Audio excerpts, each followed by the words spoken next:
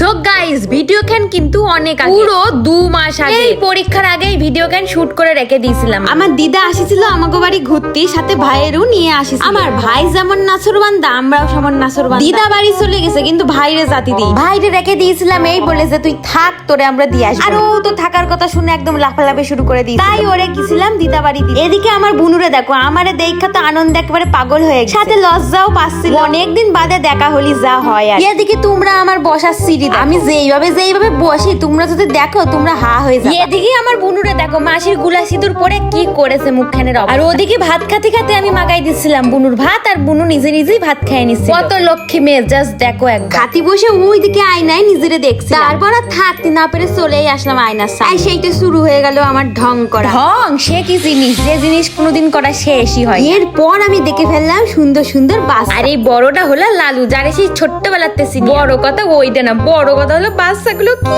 আদর করবো আমি। বাচ্চাগুলোরা চলে আসছে এই ধারে, যতই বয়স হয়ে যাক না কেন, ও এখনো সে বাচ্চাই আছে আমার। গাইস জাস্ট দেখো একবার কি কিউট। তারপর আমি আর আমার দাদা বেরোয় পড়লাম বাড়ির। বেশিক্ষণ বসলাম না, কারণ বিকালে আমার ভিডিও করা ছিল। তারপর আবার চলে গেছিলাম প্রধানের বাড়ি আনম্যারিড সার্টিফিকেট। এইসব কাজে আমার দাদুর কথা মনে পড়ে। টাকা পয়সা রিলেটেড কোনো কাজ হলে সেখানে আমার দাদুই নিয়ে যায়। তারপর আমি চলে গেছিলাম আমার কুকুরের বাচ্চাগুলোর খাতে। যেই বাচ্চাগুলো বর্তমানে আমার বাড়িতেই, 3টে বাচ্চার মধ্যে একটা ছেলে বাচ্চা ছিল, ওটা রোগ হয়ে মরে গেছে। ডাক্তার দেখায়ও ওরা ঠিক করতে পারে। আর 2টো মেয়ে বাচ্চার মধ্যে একটা সুস্থ আছে আর একটার পা ভাঙা ছিল, ওইটা ডাক্তার দেখায় আমরা ঠিক করেছি। সো গাইস আজকের ভিডিওকে এইটুকুনি, বাই।